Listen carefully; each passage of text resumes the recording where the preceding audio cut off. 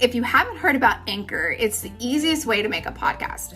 Let me tell you about it. It's free, which is amazing. And there are these really cool creation tools that allow you to record and edit your podcast right from your phone or your computer.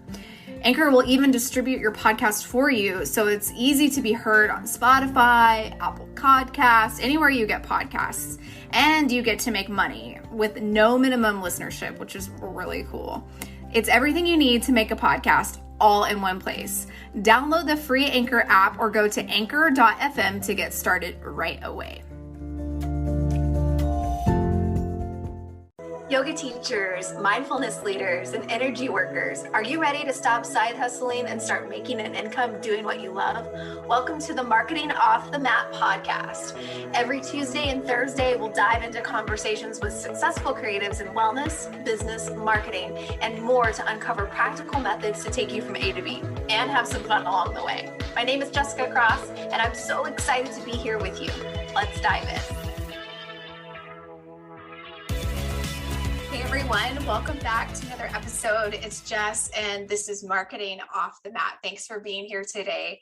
Today I have 5 tricks to grow your student base, and you can start implementing these things right away. They're not super crazy hard. They're not going to take a lot of time, especially if you build some strategy around it, and it's approachable. So let's dive in.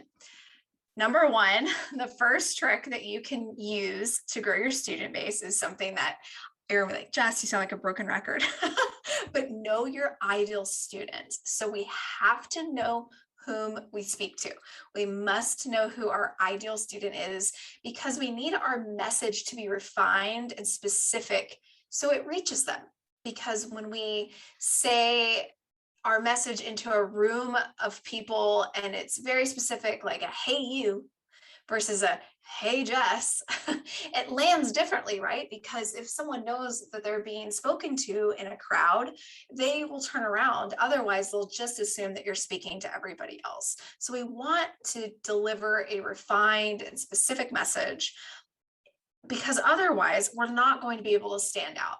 If you think about how we speak in the yoga world, a lot of the transformations or benefits that we use in our languaging and our marketing is stress relief or calm and relaxed. Well, why do they need stress relief, or what is it that would help them feel calm and relaxed in balance to whatever they're experiencing in their life? So start to think a bit more broadly and then narrow it down a bit, because we want to think about what is the emotional need that your ideal student needs to be served and how can you uniquely serve that to them. So we can't cut through the noise if we're not specific. So trick number 1, know your ideal student. We'll say that one over and over again, right? Okay, so trick number 2 is to identify and build your freebie. Now, we want to make sure that our freebie is something very valuable and specific to the ideal student that we mentioned in trick number 1. So our freebie can't just be a downloadable recorded Zoom class that we did on a random Saturday, because we need to tailor this freebie, or it's also called an opt-in or a lead gen. We need to tailor this freebie in a way that speaks specifically to our client. We need to make sure that it feels valuable and it provides a quick win or transformation by completing or receiving your freebie. So think about what that could be. It could be that you are recording a class, but the languaging and the marketing that you're using around this class is just beyond like free yoga class. It can be, a class specifically sequenced to balance the chakras, rejuvenate the body, and relax the mind. Just as a very basic example. And you can do better than I just did off the cuff. But think about what is valuable and specific that you could build as a freebie. And then once you have this freebie built, share it. Talk about it in your stories. Share it with anybody who happens to mention, hey, I would feel really great if I had a class about the chakras. I'm so interested in that. And you're like, actually, I have a free resource for you. It's so great. Let me send it to you. Start being open and transparent with the incredible value that you're providing in this freebie, because that's what's going to get them the transformation, is if they get the freebie from you. And this is a way to grow your student base. So we definitely are building our student base when we're on Instagram.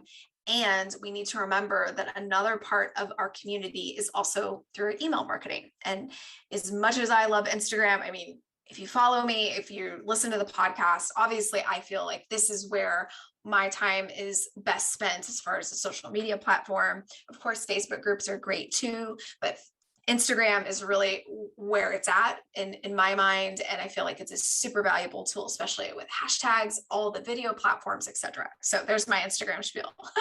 But we want to make sure that we're also building our email list. So, and by virtue of you providing something free and highly valuable, your email list just grows. You don't need to worry about, well, my email list numbers are low.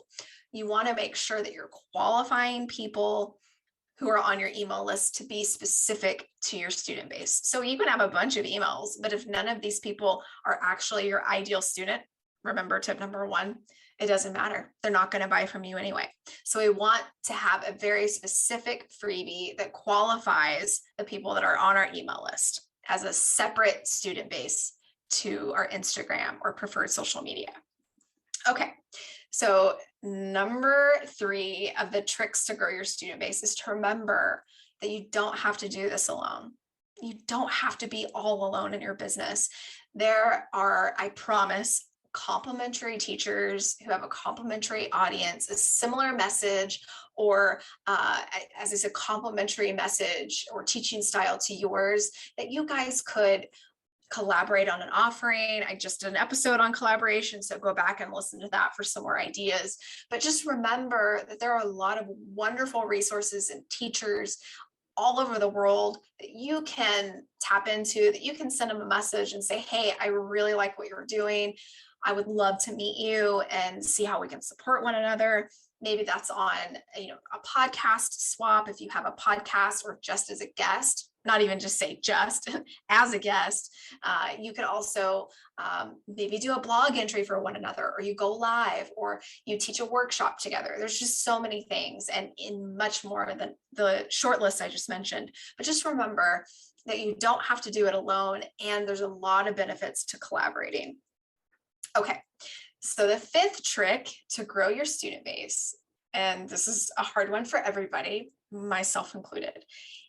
Be consistent in creating your content and share it. Be consistent with creating your content and be consistent with sharing it. So we have to be visible in order to build trust. So figure out where you're going to show up online. Is it on Instagram?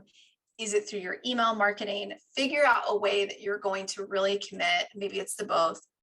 And use this as a test in consistency. Can you go live once a week? Can you send a weekly newsletter email? Can you post every single day for 30 days and see if that consistency muscle begins to build? It's unfortunate, but we can't just hop up on Instagram, throw a post up, send out one email, and just hope and cross our fingers that we've built our audience, that we've built the trust that we're hoping for. This trust comes through consistency in showing our face, in sharing our energy, in showing the value and the transformation from working with us.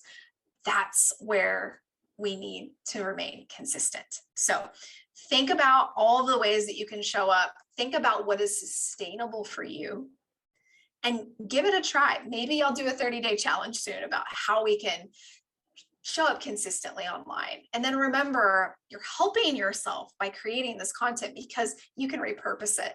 If you are like me and you're a podcaster, I could use this podcast episode or clips of this episode on Instagram. I may put it in a private Facebook group. I can share it on my newsletter. There's just so many ways that you can create one piece of content and repurpose. So think about that. When you're building this consistency muscle, you're helping yourself in the long run. So that is tip number 4. And tip number 5, our final tip for today. You got to engage. You must engage with the audience that you're growing. So we're doing all this work. We've found our ideal student, or we're refining our ideal student. We've delivered a highly valuable freebie to them. We remember that we have sister and brother teachers out in the world that we can collaborate with, complementary businesses that we can lean upon to bring in super cool offerings. We're starting to be consistent and remembering that we can start over at any time. Today is a new day. And then we've got to remember that we've got to engage with these folks. We have to respond to comments on Instagram. It's part of it. We've got to, send a DM to a new follower or somebody who engaged with you in your stories, or listened to your live talk, or maybe they responded to your email.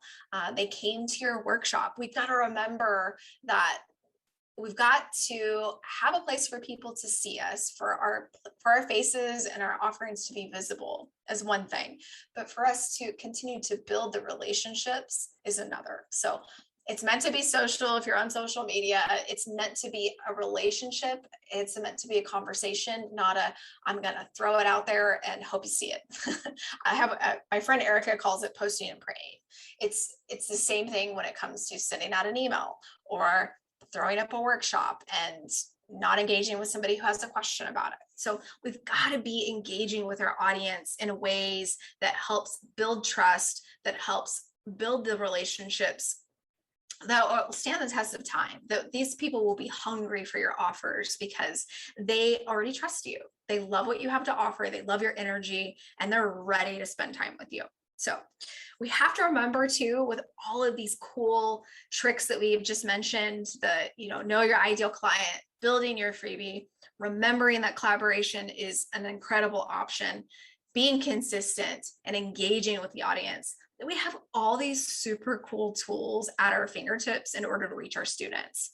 This is unlike any other time that we've lived in history. We have social media, we have email marketing, we have podcasting, among others. We have so many cool, neat tools that are directly on our phones or on our laptops, or at the end of a USB mic, that are available to us to use to reach our people. So use them. Try one, start building consistency, and start growing that student base so they're ready for your offers. That's all I have for you today. I hope that it was helpful. We'll see you on the next episode. Thanks for listening to the Marketing Off the Mat podcast. I love hanging with you as we figure this thing out together. Do you have an idea or something to share with me? Send me a DM on Instagram at jessicacross.co and let me know what's on your mind. I'd be so grateful if you shared this with someone who could use this episode. And if you get a chance, please rate, review, and subscribe on Apple Podcasts, Spotify, or wherever you get your podcasts. Catch you on the next episode. See ya.